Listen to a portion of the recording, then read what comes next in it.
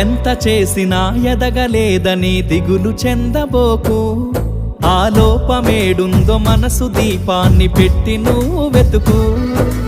అతుకులమయమని ఎక్కిరించకు బతుకు పుస్తకాన్ని, అది చితిలో కూడా బోధించునురా ఏదో అర్థాన్ని. రాదురా ఏ విజయం నీ కోసం నా కోసం, ఎటుపోదురా నువ్వు చేసిన కష్టం ఎప్పటికైనా సొంతం.